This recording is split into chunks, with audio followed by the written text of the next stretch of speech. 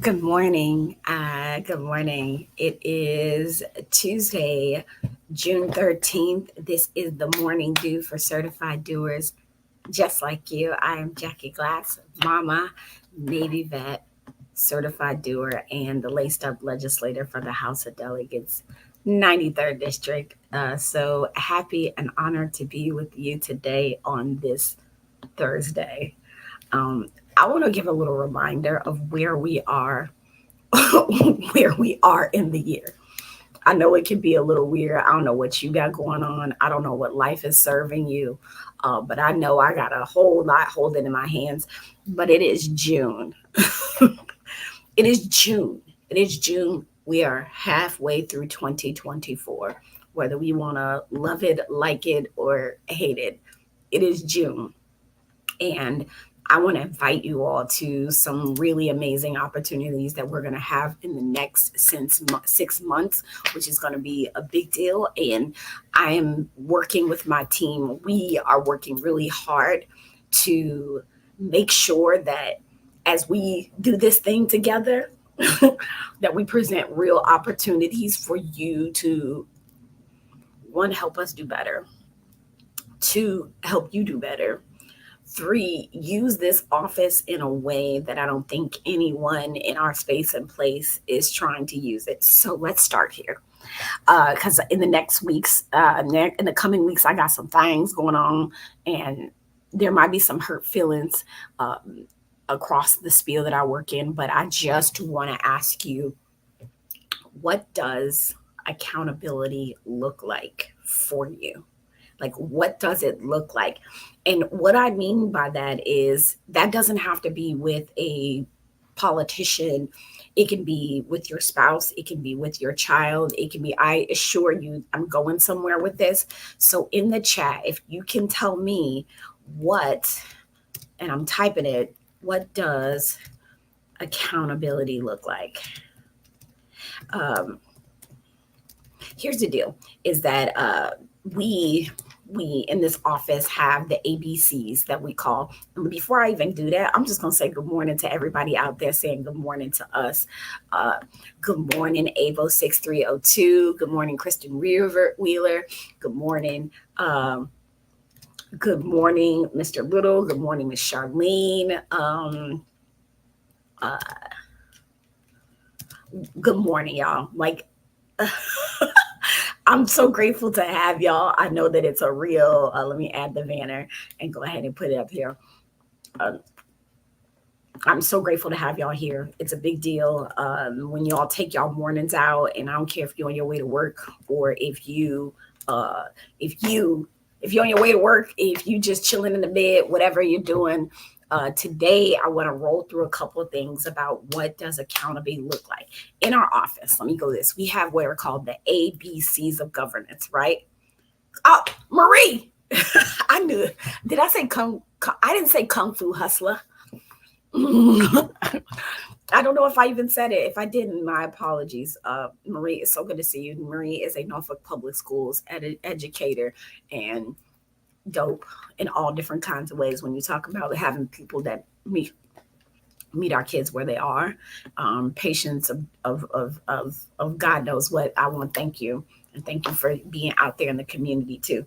So here's the deal in this office. Again, we have this thing called the ABCs of governance. And if you know what the ABCs of governance are in our office, go ahead and drop them in the comments because I already know sometimes y'all certified doers be like, Jackie, and I heard you say this a million times. I know what the ABCs of governance are, but sometimes we got new people coming on here and we want to let them know that we go off the ABCs. The ABCs of governance, right? The ABCs of governance. A stands for accountability. B stands for boldness. And C stands for coalition building. You got that? The ABCs of governance: accountability, boldness, coalition building. And so, as that being one of the, not the pillars, but the foundational um, guiding lights for us in our office of how we do our attitude, that is a value system. We value accountability, we value boldness, we value coalition building. those things can sometimes make us uncomfortable.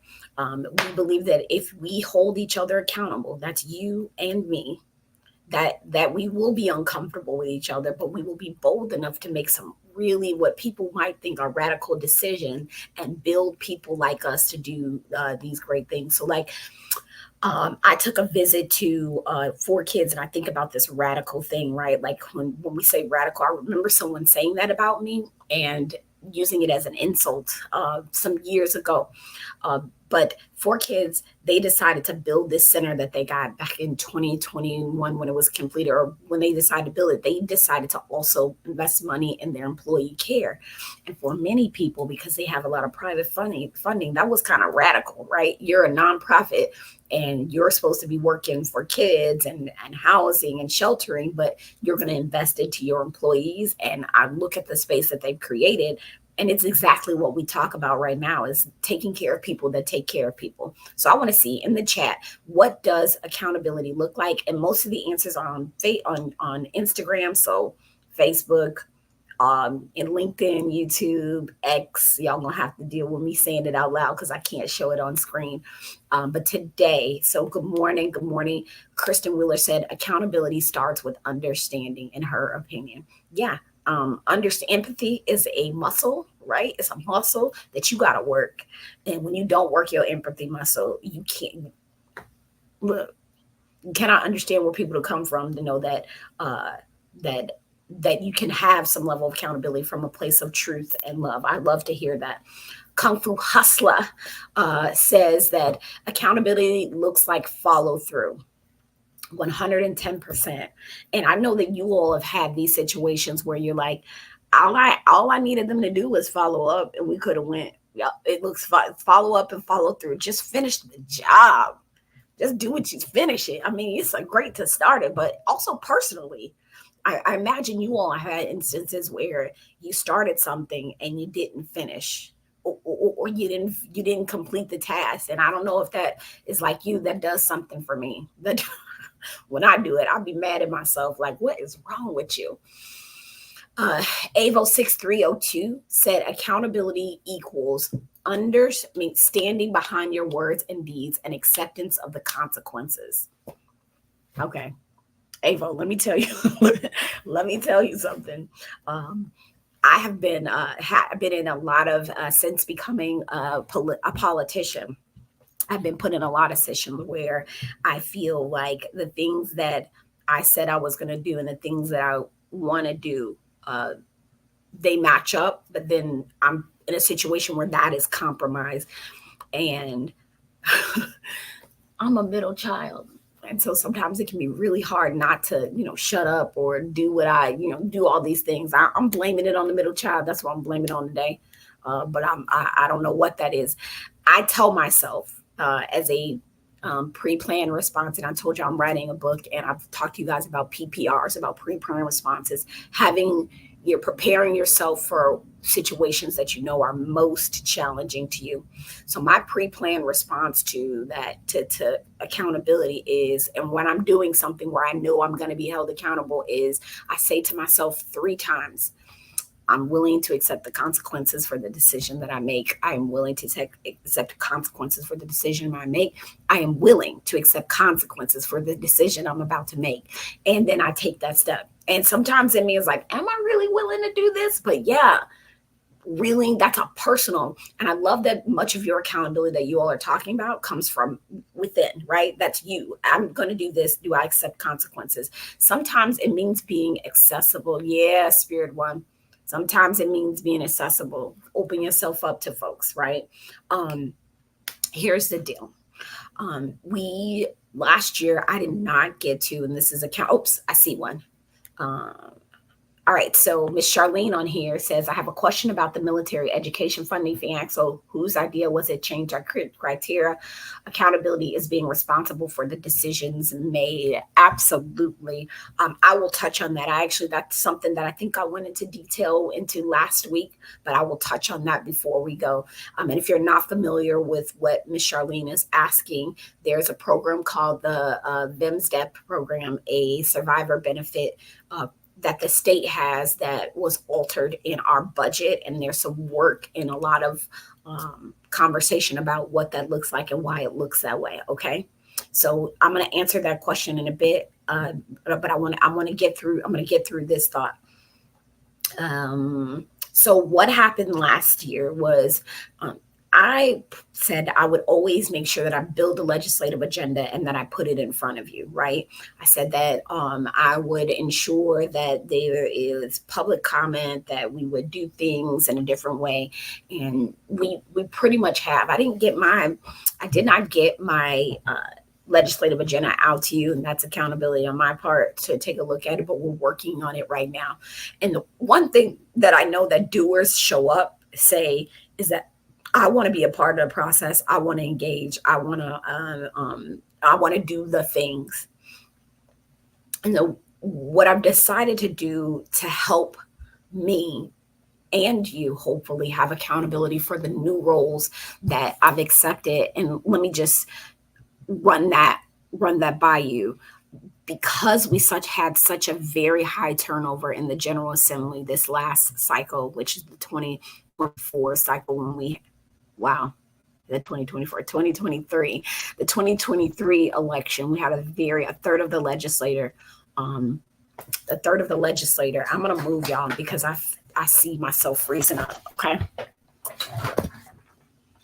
I'm going to actually get up and move because I think it's a smart thing to do. Because we had such high turnover in the General Assembly, and we had a great deal of people. There we go. Y'all understand. I was forced to take on some very different roles in the General Assembly, right? Some of the roles that I had to take on were, I had the opportunity to be a subcommittee chairwoman, I'm the subcommittee chair for 3 different committees, right? And I'm going to say those out loud, and I'll get back to why that matters in accountability. I'm a subcommittee chair on the Committee on Privileges and Elections. So I chair the subcommittee that deals with election administration. So any election law that we're dealing with, like anything that has to do with like early voting, all those things, the committee that I chair hears that legislation first, right? We hear it first. I am subcommittee chair for the Committee on Communications, on the Communication Technology and Innovation Committee, which means when we talk about broadband and sometimes some cyber things, I hear the committee that I chair hears that in for those bills, those things first before anybody else. I'm a subcommittee chair for the Committee on Transportation. And so when we talk about transportation law and any innovations with transportation this year, I heard a lot on speed cameras. And some of you may have seen in the news recently that the speed cameras, there's a lot of, that there is a lawsuit actually that it's been put forth right here in Hampton Roads by a former delegate on speed cameras. I subcommittee chair those three committees. There is a high level of responsibility and accountability that I have to read all those bills, and I want to manage expectations and be real with y'all. I am not looking at the 2,000 bills that we get or 1,000 whatever bills that we get, every last one of them. I don't do it. I can't do it. It's just not a thing. I am personally putting my eyes on bills that I know are coming to my subcommittee first, right? Because I know I'm going to see them. I know I have to vote on some of those 2,000 whatever bills that come. I will never see them. I will never vote on them. So I am not necessarily putting my eyes on them unless I know it's a hot topic where you, the community, right? And you, the community, has had some level of high accountability. You've had a high level of high accountability and are like, Jackie, I know that you may not see this bill if it gets killed, because y'all subcommittee is the process that I need need you to be a part of. But I need you to know about this bill, because if you could talk to somebody to talk somebody to talk to somebody to give them an idea of where we are coming from as a community on this, then I can do that. So that's where I need your level of accountability and boldness. Kristen Wheeler says, hate them. No speed cameras. Kristen, you're going to have to fight the safety people, okay? You're going to have to fight the people that then had somebody killed since 2024 in they backyard. And I can tell you, this is where I'm getting into accountability. The hardest, and I'm going to ask you to drop it in the chat because I'm really curious as we talk about this. The hardest committee, think about it. I said privileges and elections, right? Okay, it's subcommittees. I'm just going to say the subcommittee. Elections administration, communication, and transportation innovation. What do you think is the hardest, was the most difficult committee to chair, to be the subcommittee chair for? And I want you to drop it in the comments. Like, honestly, if you were thinking like, you know what, this one would be the hardest one to chair, and I know it, drop it in the chat. Drop it in the chat. But part of the work that we do, and as you guys are dropping in the chat, I'm going to go ahead and answer Miss Charlene's questions on the military education fund fiasco, her question, and I'll put that back up here. What do you think the hardest committee was to chair? Was it elections administration? Was it I almost forgot, communication, or was it transportation innovation? Just asking what you think. So Miss Charlene, as it pertains to this question with the whose idea was it to change? Here's what I've taken to do, right? I want to tell it all. I genuinely do. I want to just put it all in the streets, like everything that happened. But I have advised everyone involved in this. And even though I'm big mad, I'm going to be honest with you. I am big mad. I am frustrated. I don't think we needed to be here. Like, this didn't have to happen. But I will tell you, I've told everyone, we are not finger pointing. We are not politicizing military issues. It ain't going to happen, right? So what I'm going to tell you is that we are all responsible for what happened. I can't say whose idea it was. As a matter of fact, if you read the Virginia Mercury article on this, someone says who's responsible for it, right? There's a legislator that actually comes out and says, here's where the idea came from. Here's why I was a no on it, and X, Y, and Z. The biggest problem here is that there was a decision to do this through the budget, and you, like I know, and tell the rest of you, that's problematic when you're trying to do anything legislatively. Legislatively, just as I ask you all what the hardest subcommittee you think it is that I have to chair is, when we have ideas like this and we choose to do it through the legislative process and not the budget, it goes through a subcommittee. It goes through a committee. It goes to the floor. It goes to the other chamber down the hall, so respectively the Senate or the House, the opposite chamber, and it goes through the subcommittee process. It goes through the committee process and then goes to the floor, and then it heads over to the executive branch. So the disservice that was done, not only to you as a member of the Commonwealth, to me as a legislator, and anybody else that doesn't get to be a part of it, is the fact that it was done in the budget. It's unacceptable. It's substandard, and it needs to be fixed. So as far as whose idea was to change, I won't say exactly where it came from, because I'm not doing that. I'm not politicizing military stuff. I'm not doing it because it would require finger pointing. Y'all got to understand, sometimes you got to eat shit like it's chocolate ice cream. And that's what I'm doing right now. And it's a small price to pay to ensure that we don't start doing a D versus R on military stuff. So that goes down to accountability. We all are accountable, because everybody had the opportunity to say something, even if they were listened to or they weren't, right? In some way, shape, or form, this was not the right process. And that is the best that I can give you on that. And I hope that's acceptable. And I hope you can understand why I won't do that. Because I spent a lot of time in our both chambers having conversations with people and making sure that we're not politicizing veterans. We cannot do that. We're not getting in that business unless At the federal level, I'm going to tell you what, there has already been a choice to politicize veterans issues, and that too is substandard, right? The way that they're choosing to do, and I'll be very candid with you. I've had to check somebody at the federal level on some stuff that they try to come in our space and place and said. And the beautiful thing about that, what I think you all should have hope and faith in your state level government, is when I had to do that checking, not only did Democrats back me up, Republicans back me up, people at the executive level back me up on putting that person in a place where, like, look, we don't do that. We don't do that here, because they came down to our space bringing that BS from that BS from the federal level on some veteran stuff, and that's not how we do business. So have faith in the fact that we in our Commonwealth have chosen not to politicize veteran issues. Okay, but Miss Charlene, we gonna fix this. It's going to get right. Reform has to happen. And if you haven't seen my last morning due, I think that's a good one to check out. As I go through this committee process, I need you all to, if you have events or things coming up, go ahead and drop it in the comments so that I can share it in the next couple minutes. So Miss Charlene, let's see. Amber says communication. Yeah, communication could be a tough committee. Miss Charlene says elections. Miss Julia said, don't do it. You know I won't. I'm not that person.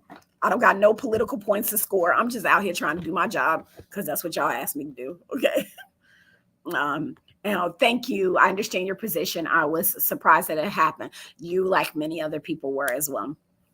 Okay, let's go over to Instagram. Instagram that said that top of the morning, be dope time too. Regis Hughes, y'all hate them speed cameras. So elections administration was a hot topic. Kristen Wheeler said, retired combat vet, and I understand finite budgets, complexity, and good ideas versus reality. Yep.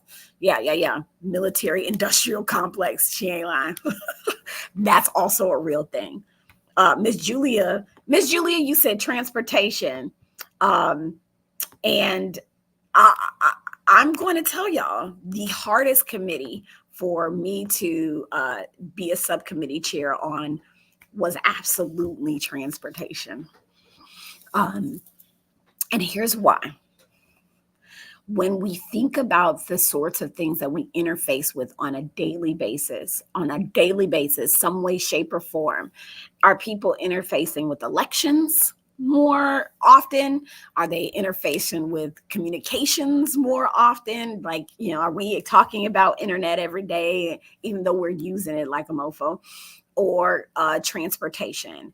And the bottom line is this: transportation is something that it's something that we deal with on a day-to-day basis. In some way, shape, or form, we just live in a society where transportation is a part of our everyday lives. And so that committee was very, very challenging because what happened on the Transportation Innovation Committee was that I was responsible for legislation that it's considered an ad hoc committee. So I got all the hot topics, which means I was dealing with the speed cameras, as you guys, I said earlier. I dealt with towing, which is not a huge issue down here in Hampton Roads. And let me shout out the Hampton Roads Towing Association, the people that drive the tow trucks here. I'm gonna tell y'all what, okay? This I did not know. You learn to appreciate where you at when you see what's going on in other spaces.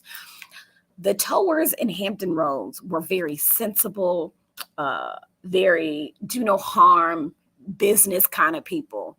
What is going on in Northern Virginia with the towing? I'm gonna tell you what, we are very fortunate that we don't got people up here that are just trying to be predatory. And I'm gonna say that out loud because I had to, and Miss Julia, who spends a lot of time, and if y'all know Miss Julia Newton, I'm gonna put her name up here. Miss Julia Newton spends a lot of time at the General Assembly with us, doing the good work that we do. And I'm sure she got to witness some of the wildness. Like, you can go back and run the tapes. I'm gonna show y'all one day how you can go back and look at committee meetings. But there were just some of the most disruptive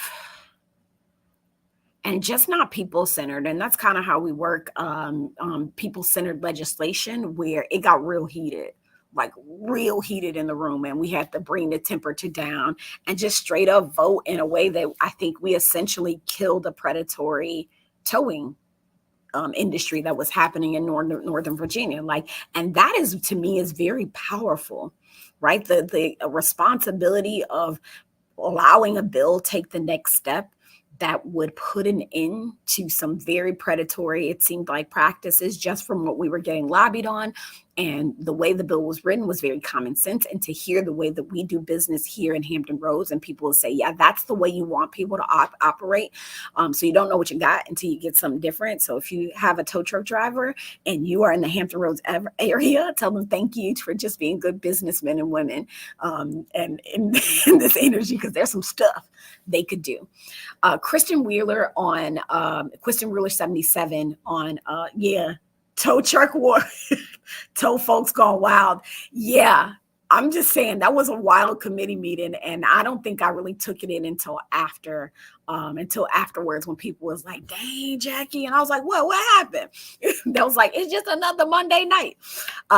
Kristen Wheeler 77 asked on Instagram, do you pick your subcommittees or are they assigned to you? That is a very good question. So I don't get to pick my subcommittees. I can make suggestions as to what committees I would like to be on. However, the role of the Speaker of the House is to determine who's on what committees and who's not. This is why it's super important that we have the numbers. Like, so who's ever essentially running the House is who's running the House. And they can put you on a committee because you have no expertise. They can put you on a committee because you have amazing expertise, but it really just depends on what the speaker, you serve at the pleasure of the speaker deciding where you want to go. I did ask for, the only committee the two committees that I asked for that I got was communication technology and innovation, because you guys might know I'm planning on doing a lot more work with AI and machine learning and policing. And then what I'm going to get to, why I asked the accountability question, another aspect of that work. I'm about to expand our wheelhouse of how we work in communications, technology, and innovation. I asked for agriculture, Chesapeake, and agricultural natural resources in Chesapeake, because of all of the coastal resilience and resilience stuff that we have going on here. And also, I'm genuinely just curious about agriculture around the Commonwealth, because the work we do is for the entire Commonwealth. So I asked for those. I actually got those, and then I got put on privileges and elections, which I did serve on my first year. The first year as I was here, I only had two committees, privileges and elections, and CTI, communications, technology, and innovation. And then I picked up those four and subcommittee for those three committees that fall under the respective committees. So, yep, I don't get to pick. It's it's at the pleasure of the speaker. Miss Julia asks, can they kick you off a committee? Yes, we actually saw that happen this year. You can be kicked off of a committee. We had an instance where maybe there were some things going on in the background that I'm not privy to. So just know I don't get all the information. I'm not in the know on all the things. I try to have an understanding, but sometimes drama is not my thing. Shout out to the K-pop lovers on that one. We had an instance where a very high-ranking Republican was kicked off of one of the top committees, which is appropriations, in the middle of session. And I think the whole room was like, what in the world just happened? I don't know why it happened. I ain't my business, because I'm out here trying to serve you, and I have time. I can make time for that drama, but it just wasn't worth it. All I know is that someone who the person that got kicked off was the former chair of that committee. And when I say appropriations, for those of you don't know, that's our money committee. That's the committee that is deciding how we're spending in all the other committees. Like, they're like, that's the purse. When you talk about the purse of the Commonwealth, those people are working so hard on making sure that the money lines up to the bill. Because if I put a bill in on communication and that requires dollars, it got to go through communication, and then it got to go through appropriations, the money committee, to make sure we can fund it. Because you could have a great idea and they decide not to fund it, and that idea is out the door. right? That makes sense. Yeah, they can kick you off of committee. Good question. Another question, Christian Wheeler says, are Hampton Roads delegates allowed to meet outside the General Assembly? Yes. So what I think you're alluding to, and I'm going to get ready to wrap up, y'all, but I also have a really major announcement I need to make, and I'm going to need y'all help. I'm going to need your help, all right? I'm saying this already. I'm gonna need your help. This is not money related. I always can use a contribution. Y'all know I got a dope team that does amazing work, and I'm trying to hold on to them. And the only way to keep the team that I got in the way that we got it is that we have to fundraise. Almost 80+% of my money goes towards staff. Because the state don't give me but pennies to have people, which is why I think it's like a setup for failure sometimes. I do. But are the Hampton Roads delegates allowed to meet outside of the General Assembly? We are not under the same rules as like your local school board or your board of commissioners or city council. We don't have that same that if two or more meet, then it's, that you have to call a public meeting or anything like that. We can meet as much or anytime that we want to. We can, or I can go connect with a delegate on another side of the state. As a matter of fact, if you've been following the creative economy stuff, I'm trying to get something together with the delegate out in Southwest because they have a lot of bluegrass and their creative economy is very different out there than ours, but also the same in need and building that creative infrastructure. So we're working with people on other parts of the state, other parts of the Commonwealth to make it happen. But yeah, absolutely, we can meet. And thank you for that question, Kristen. That's a very good question to ask. And appropriations is a major deal. So there's that, right? So there's that. So I asked about accountability because in those roles of subcommittee chairs, if you've been with us since the top of the call, it said in those roles of subcommittee chair, I made some commitments to doing more and deeper work on some of the big topics that came out of those subcommittees, right? That is a commitment that I made to the public in a very real way. Okay. And so I am now there. And I can tell you, if you are living life is real crazy for me right now. I'm not going to, I'm gonna give it to you straight. I'm holding a lot in my hands and I'm running behind. There are some things that I should have gotten out to you all sooner so that you could have the heads up, but I have not. And I'm going to be posting some things. And if you notice, I probably haven't posted anything in almost a month outside of these because I have some pretty significant things happening in my life right now and trying to still show up. So what is happening and accountability is I did not put this out. It is happening very soon. It is happening in 5 days. Looking at the calendar, June 3rd, June 18th, I'm going to have a series. Our office has decided to have a series of legislative roundtables live with you all. I should be putting it up. I got my team coming to my house because that's where they got to meet me today so that we can pull things together to get this out to you. So hopefully we'll have you all be able to be really a part of these or rewatch them like you do the lives. So these legislative roundtables will revolve around all of the big topics that come out of the committees that I work in, and then some of the things that just come from the heart. And I'm going to go ahead and open up. So on next Tuesday, and they're going to be the third Tuesday of every month until October. So and I'm going to put this up for us so that I can have it big.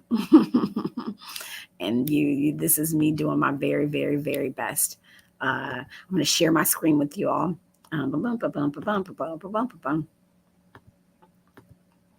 Don't forget, so before I go, that I want to be able to put your events in the chat. So go ahead and make sure you tell us what your events are.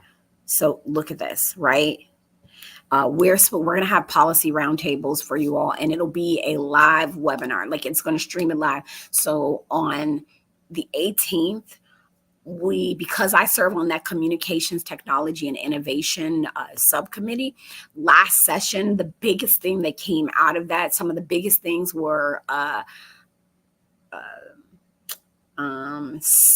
not I was going to say speed cameras, that's transportation, and that's down at the bottom. So some of the biggest things that came out of this, and this is a draft flyer, y'all. I'm trying to get it out to y'all. Uh, Social media was a huge topic in communications technology and innovation. There were bills to eliminate infinite scroll or addictive feed, and that was a thing. And we had conversations with like Meta and all kinds of people about, hey, we don't want you to use addictive feed, use infinite scroll and language, and about how soon should we be allowing our young people to be on social media and how it's different in other places. So that's a thing, right? We're going to be having a roundtable on that. And then we will be having a roundtable on childcare, huge topic. Y'all know I've been working on this since way back when, since before election. And I just have some really great people that I think we need to come in. And I think I might change that to just care economy. As we talk about caregivers, elder care, and all those things, it is a challenge. I'm seeing it in the community, and I'm trying. We need to discuss how we take some meaningful steps forward, whether it's legislatively or programmatically.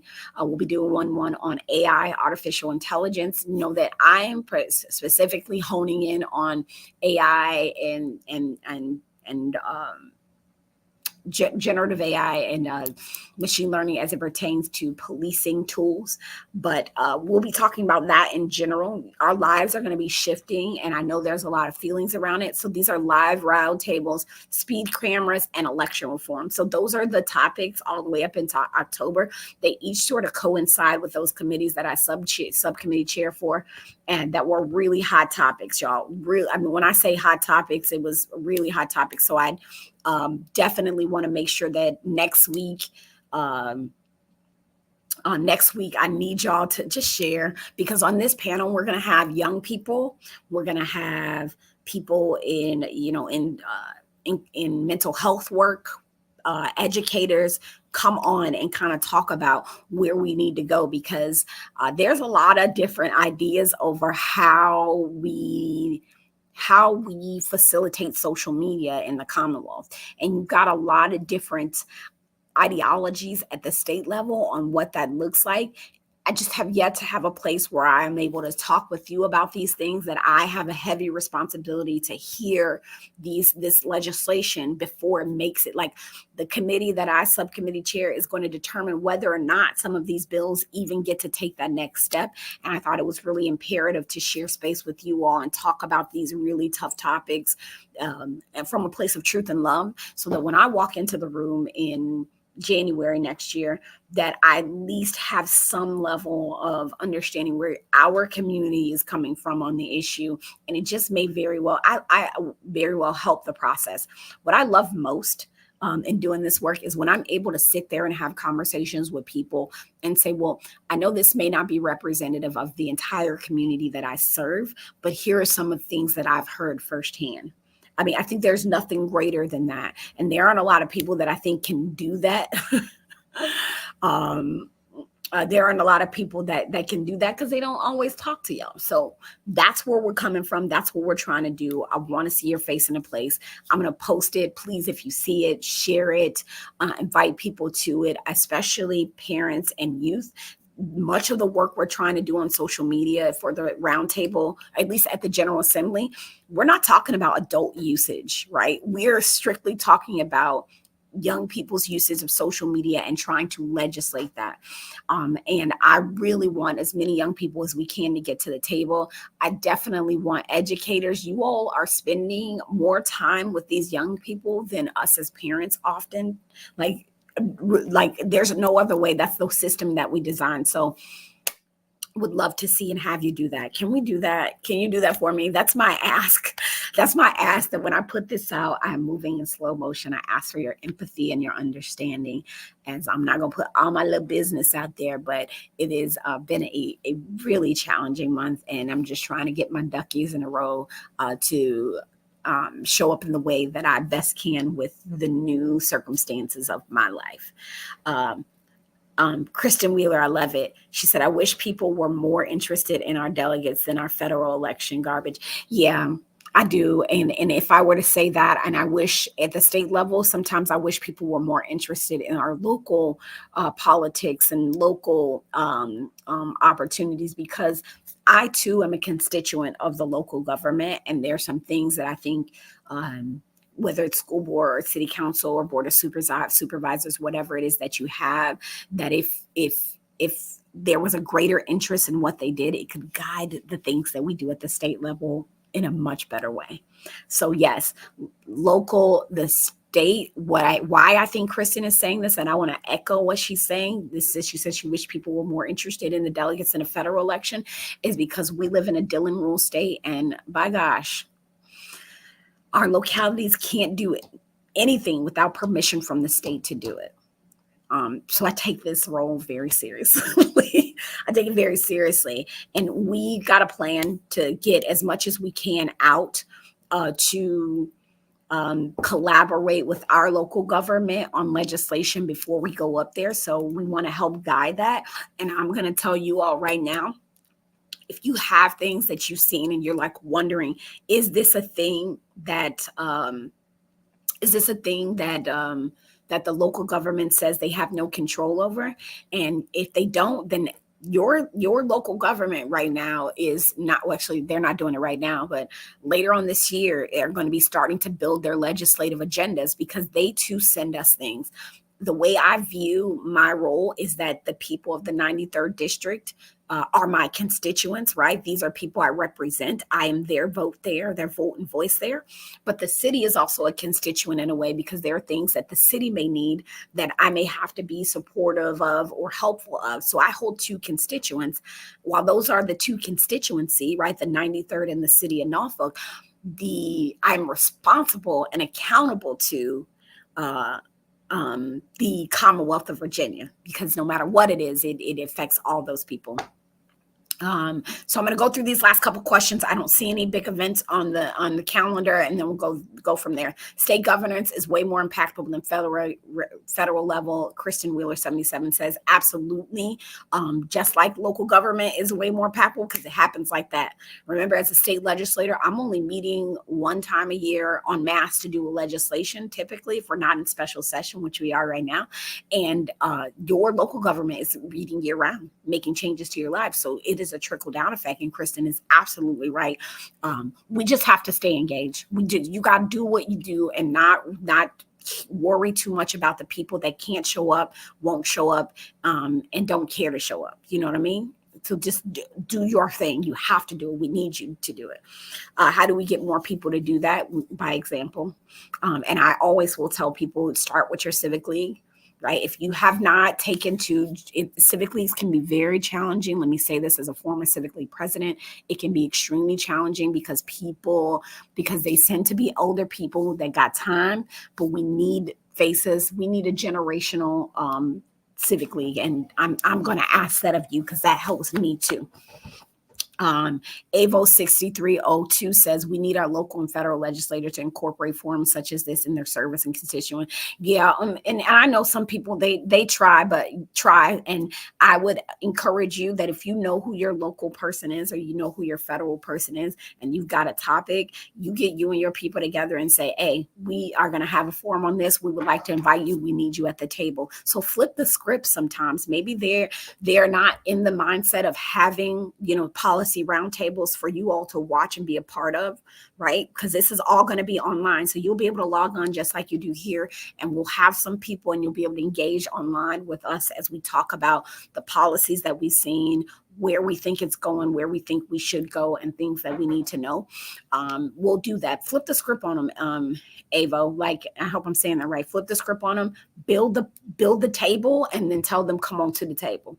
If you got an issue that's really important with you, I encourage you to do that. And if you need support with that, do not hesitate to reach out to the office. All the stuff is scrolling down at the bottom of the screen, and just say, like, where do I start? And I got a fantastic team. As I told y'all, that's why I be fundraising. So please, if you put me in your budget. Shout out to Elizabeth Ockham. And I know she's not on here right now, but shout out to her.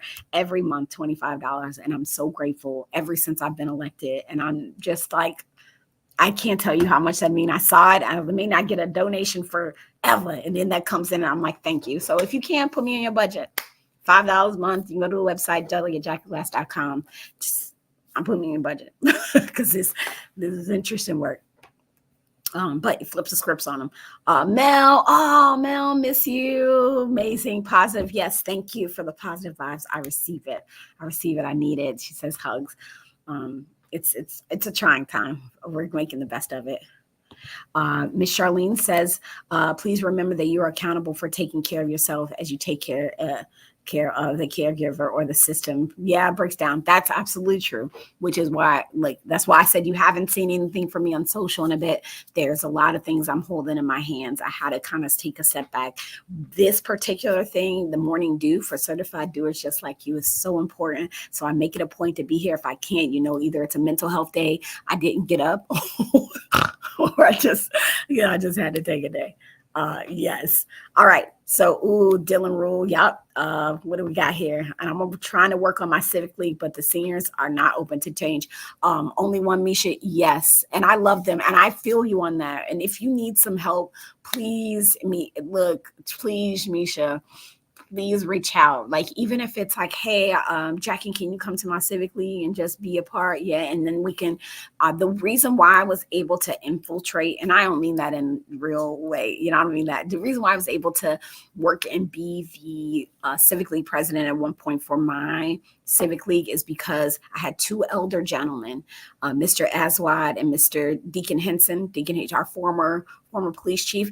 Every time I would show up, they would be like, let the girl talk. Let's just listen to her ideas. Come on, Jackie, you do this. So there were some accomplices and allies in understanding making space for younger people there.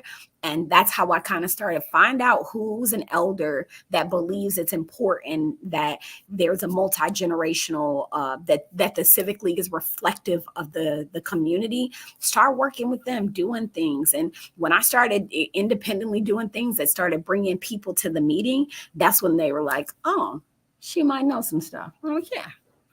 I know some stuff, and I love y'all in the most delightful way. All right, so let me get off of here. I definitely am way over time. Got things to do, just like you, certified doers. Doers, please get the word out on the 18th. It's going to be live on Facebook, Instagram, and all the places.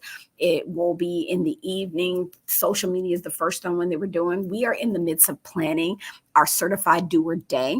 Certified Doer Day is going to be on August 10th. Our steering committee met last night. It's going to be dope. It's going to be like a doer field day / let's get it done.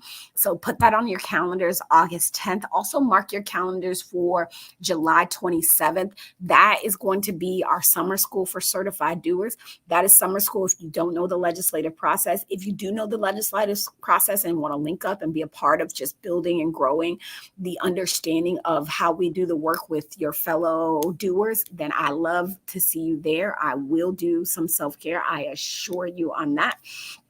And then we'll go from there. Thinking. I do have a fundraiser coming up, and it's going to be very small. Kicks and cocktails. Be making some calls today at the June 25th. So if you're interested, just send me a message of coming to the fundraiser for Kicks and Cocktails. We're going to sneaker it up. And we're going to do all the things. Until next time, I'm Jackie Glass, Mama, Navy vet, certified doer, and the laced up legislator for the House of Delegates, 93rd District. So honored to serve and to serve for you, with you, and be guided by you. Let's do it. I hope you all are able to make it a great week. Remember, do great, be great. Doers get more done. Don't tell Home Depot they got that trademark. I'm just saying it. I don't mean no harm, but it's the truth. All right. Make it a great week, y'all. Until next time. Be well. Oh, thank you. I'm hoping for a prosperous tomorrow, too. Take care.